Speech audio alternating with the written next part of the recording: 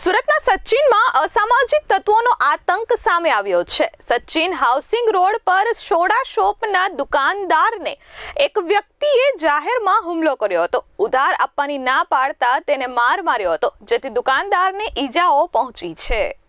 સુરતના સચિન વિસ્તારમાં અસામાજિક તત્વોનો આતંક સામે આવ્યો છે। એક દુકાનદાર પર હુમલો કરી તેને માર માર્યો છે।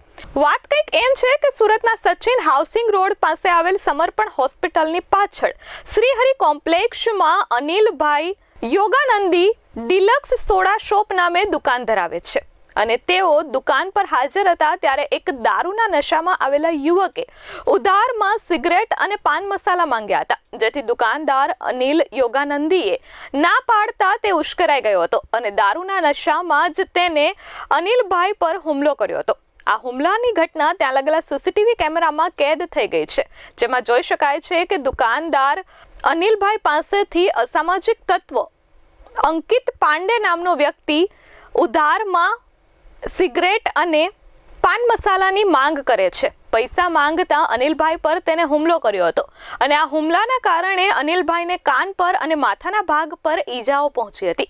આ ઘટના બાદ તેમને તાત્કાલિક જ સચિન પોલીસને ઘટના સ્થળે બોલાવી હતી અને પોલીસે ઘટના સ્થળે પહોંચી તે પહેલા જ હુમલો કરનાર ફરાર થઈ ગયો હતો।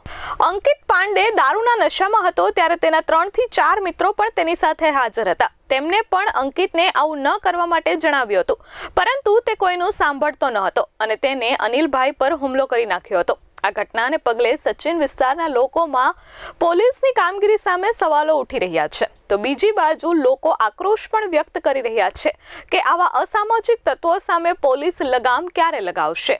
હાલ તો પોલીસે દુકાનદારને કહ્યું છે કે અમે તાત્કાલિક તેની ધરપકડ કરી તેની સામે કાયદેસરની કાર્યવાહી કરીશું। મારું નામ અનિલ યોગાનંદી, સુરત સચિનમાં ડિલક્સ સોડા શોપની દુકાન ધરાવું છું અને કાલે બપોરે 2:30 વાગ્યાના અરસામાં એક અંકિત પાંડે નામનો વ્યક્તિ દારૂના નશામાં આવી અને મારી પાસેથી સિગરેટ ને બીજા માલ સામાનની માગણી કરી, જે ઉધારમાં ને એને મફતમાં જોતું હતું, જે મેં આપવાનો ઇનકાર કર્યો। મેં આપવાનો ઇનકાર કર્યો તો સીધો મારી માથે હુમલો કરી દીધો। મારી કાનની બૂટ ફાડી નાખી છે, માથાના ભાગે વાગેલું છે, ગળાના ભાગે મૂંઢમાર વાગેલો છે। પછી મેં સીધો 100 નંબર ડાયલ કરી અને પોલીસને બોલાવેલી। પોલીસ આવી એ સમય દરમિયાન અહીંયાથી ફરાર થઈ ગયેલો। પછી અમે પોલીસ સ્ટેશને ગયા, પોલીસ સ્ટેશને જઈને અરજી આપી તો પોલીસ દ્વારા એવું કહેવામાં આવ્યું કે ભાઈ હવે એ વ્યક્તિ આ કોમ્પ્લેક્સમાં આવે તો તમે અમને જાણ કરજો, અથવા સચિનમાં તમને ગમે ત્યાં દેખાય તો તમે અમને ફોન કરજો, પછી અમે એની ધરપકડ કરશું। પ્રશ્ન એ છે કે હવે સચિનમાં અમે અમારો ધંધો છોડીને એને ગોતવા તો જવાના નથી સાહેબ। એ લોકો મતલબ 4 જણા હતા એના મિત્રો સાથે, પણ 3 જણા છે એમાં આ વસ્તુમાં ઇન્વોલ્વ નહોતા, કેમ કે આ વ્યક્તિ એટલો દારૂના નશામાં હતો ને તો એના મિત્રો પણ એને સમજાવતા હતા કે ભાઈ તું આ વસ્તુ છોડી દે, તારી પાસે પૈસા છે ઓલરેડી ખીચામાં 500 ની નોટોની થપ્પી હતી, છતાં પણ હવે એ લોકોને બધાને ભાઈ બનવું છે। આ છે કાલે બપોરે 2:30 વાગ્યાની ઘટના।